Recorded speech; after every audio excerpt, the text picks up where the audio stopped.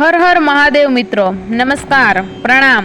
ફરીથી સ્વાગત છે તમારું અમારી ચેનલમાં અને એક નવા વિડીયોમાં. મિત્રો, આજે આપણે જાણીશું કે ચાંદીની વીંટી પહેરવાથી તમને કયા કયા લાભ થશે. તો મિત્રો, ચાંદીની વીંટી પહેરવાથી મળશે સંપત્તિ અને સન્માન.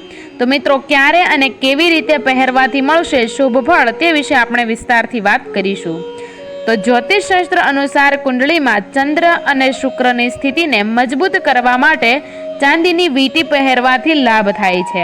જ્યોતિષ શાસ્ત્ર અનુસાર ચાંદીની વીંટી પહેરવાથી આર્થિક અને માનસિક ફાયદા થાય છે. જ્યોતિષ શાસ્ત્રોમાં ગ્રહો અને નક્ષત્રોની સ્થિતિ અનુસાર રત્ન ધારણ કરવાના ઉપાય જણાવવામાં આવ્યા છે અને દરેક ગ્રહનો સંબંધ અમુક રત્ન અને ઉપરત્ન સાથે હોય છે.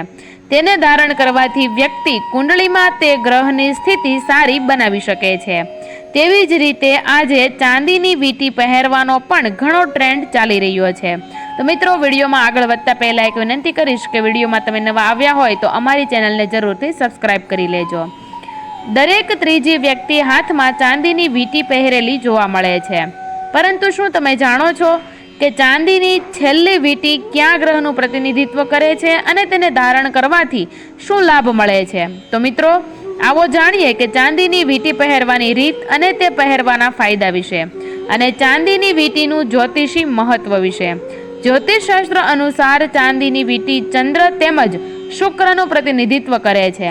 ચંદ્ર મન, લાગણી અને શાંતિનો કારક માનવામાં આવે છે, ત્યારે શુક્રદેવ ધન, સંપત્તિ, સુખ, આકર્ષણ, સૌંદર્ય, વૈભવ અને પ્રેમનું પ્રતીક છે.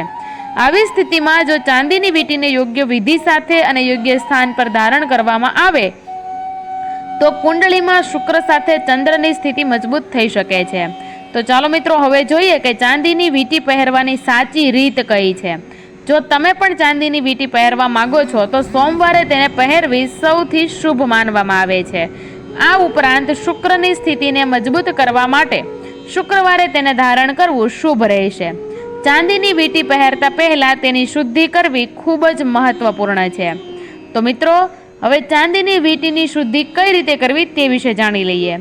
આ માટે એક વાટકીમાં ગાયનું કાચું દૂધ લઈ તેમાં વીંટી નાખો. આ પછી 108 વખત ઓમ સોમાય નમઃ મંત્રનો જાપ કરો.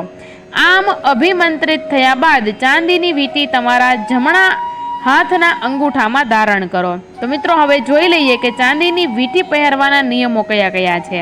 તો ચાંદીની વીંટી પહેરતી વખતે કેટલાક નિયમોનું પાલન કરવું આવશ્યક છે. તેને શનિવારે ક્યારેય ન પહેરો. આ ઉપરાંત તમારી ચાંદીની વીંટીઓ બીજા કોઈને પહેરવા માટે આપશો નહીં. આ સાથે સૂર્યોદયથી બપોર સુધી તમે તેને પહેરી શકો છો. તો મિત્રો, આ હતી ચાંદીની વીંટી પહેરવાની તમામ વિધિઓ. તો મિત્રો, વિડીયોના અંત સુધી જોડાયેલા રહેવા માટે તમામ દર્શક મિત્રોનો ખૂબ ખૂબ આભાર. વિડીયો પસંદ આવ્યો હોય તો વિડીયોને લાઇક, શેર અને અમારી ચેનલને જરૂરથી સબસ્ક્રાઇબ કરજો અને કમેન્ટ બોક્સમાં જય માં લક્ષ્મી લખવાનું ભૂલતા નહીં. હર હર મહાદેવ મિત્રો. જય માં લક્ષ્મી, જય માં ખોડલ.